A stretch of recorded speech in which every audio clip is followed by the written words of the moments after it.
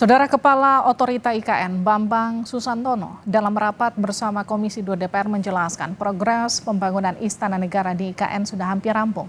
Menurut Kepala Otorita IKN, optimistis upacara kemerdekaan Agustus bisa digelar di IKN.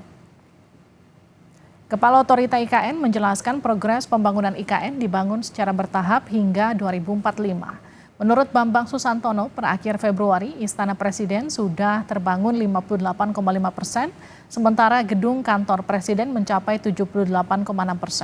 Meski demikian, Kepala Otorita IKN menyebut ada kendala cuaca yang jadi tantangan dalam pembangunan. Faktor cuaca, kemudian faktor juga logistik dan segala macam yang berhubungan dengan konstruksi akan ada di lapangan. Kemudian gedung kantor Presiden juga terlihat di situ. Bilah-bilah dari garudanya insya Allah sudah mulai terpasang dan mungkin makin lama akan terlihat secara jelas bagaimana sayap dari Garuda itu akan mewarnai dari gedung kantor Presiden. Ya. Sekretariat Presiden sebelah kanan itu progresnya 65%. Dan insya Allah dalam hitungan bulan nanti pada bulan Agustus kita harapkan ini sudah paling tidak mendekati semuanya 90% atau mendekati penyelesaiannya. Anggota Komisi 2 DPR RI fraksi PAN Gus Pardi Gaus mencecar Otorita IKN soal isu penggusuran rakyat di sekitar IKN. Gus Pardi mempertanyakan apakah benar Otorita IKN akan menggusur rakyat di sekitar IKN secara paksa. Tentang kebijakan Otorita IKN yang menyentuh harkat martabat masyarakat di sekitar. Saya membaca di media itu, di media online, dan saya ditanya oleh media berkaitan terhadap hal tersebut. Adanya kebijakan daripada Otorita IKN untuk menggusur, untuk membumi hanguskan dalam tanda kutip.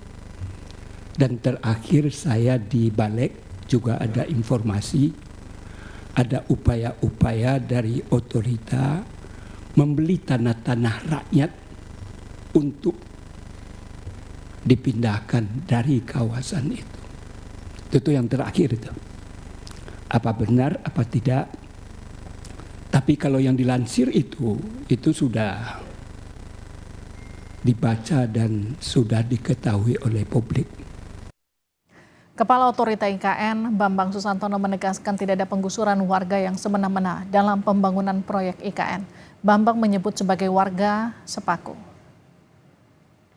Penggusuran yang semena-mena, ya, saya sebagai warga sepaku, Pak. Saya KTP saya sekarang sepaku, Pak.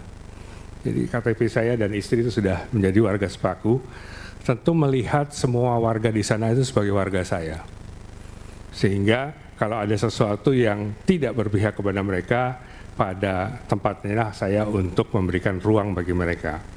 Jadi kalau kemarin ada ribut-ribut, itu mudah-mudahan itu yang terakhir, Ibu sekalian, karena kami ingin di satu sisi kami ingin menjaga tata ruang yang baik, sehingga kawasan itu harus ditata secara humanis, ya.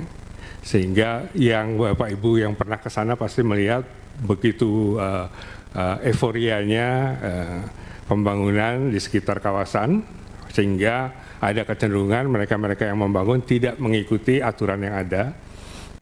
Anggota Komisi 2 DPR fraksi Demokrat Wahyu Sanjaya mengusulkan agar DPR dipindahkan paling terakhir ke IKN.